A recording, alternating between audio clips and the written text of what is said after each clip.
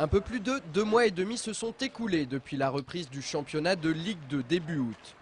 Près d'un tiers des 38 rencontres programmées ont déjà été disputées.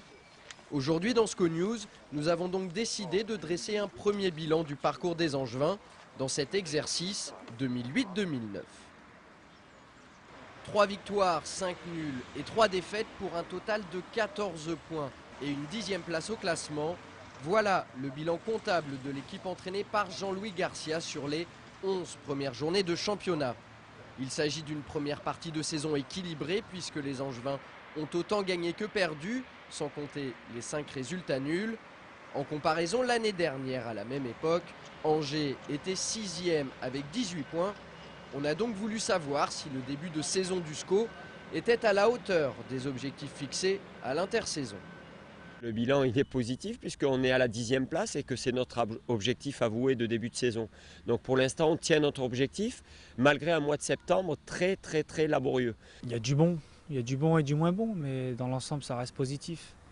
Parce qu'on est quand même, on a quand même marqué pas mal de buts, bon, même si défensivement à une période on avait moins de réussite, mais dans l'ensemble je pense que c'est quand même positif. En tout cas dans notre objectif initial, c'est-à-dire faire aussi bien que l'année dernière. On se retrouve aujourd'hui à une 9e place qui correspond complètement à notre ambition de début de saison.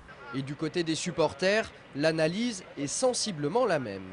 C'est un bon début de saison pour moi quand même, parce que là on est au milieu de tableau, il faudrait se stabiliser là, puis il faut essayer de continuer sur la bonne lancée qu'on a fait là, des 3 derniers matchs. C'est vrai que les 3 dernières prestations des Angevins sont rassurantes et porteuses d'espoir pour la suite. Mais c'était également le cas en tout début de championnat. Lors des 4 premières journées, le SCO est resté invaincu avec à la clé une avalanche de buts marqués, très peu d'encaissés et 8 points pris sur 12 possibles. Seulement, entre-temps, au mois de septembre, Angers a connu une période de disette et de doute marquée par des carences défensives et un manque de réussite offensive. Ce mauvais cycle a commencé face à Brest lors de la 5e journée. Il s'est terminé sur un lourd revers 3-0 à Lens et un coup de gueule du capitaine Philippe Brunel qui a apporté les effets escomptés. Les paroles se sont transformées en actes.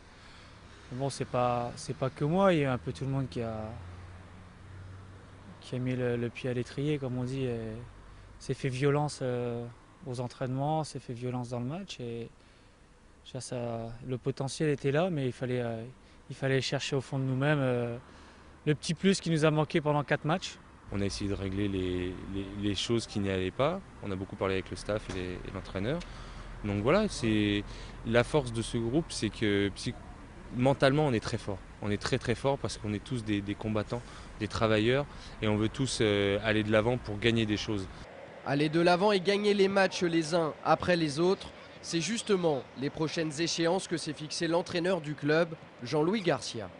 Les nouveaux objectifs, c'est d'enchaîner des victoires, c'est de peut-être aller chercher notre première victoire à l'extérieur, ça c'est un véritable objectif. C'est confirmer notre potentiel à domicile lors de la venue de Tours vendredi. C'est un superbe derby contre une très belle équipe. Donc voilà, on en est là. On ne fait pas d'objectifs à moyen terme. On est sur le court terme, sur le match qui vient, sur le prochain match à l'extérieur où on aimerait aller chercher les 3 points. Et puis après on verra, on fera un premier bilan à la trêve hivernale. Le rendez-vous est pris. Prochain bilan à mi-parcours, fin décembre, début janvier. En attendant, SCO News continue dès demain avec la présentation du match entre Angers et Tours qui aura lieu vendredi à 20h30 au Stade Jean-Bouin.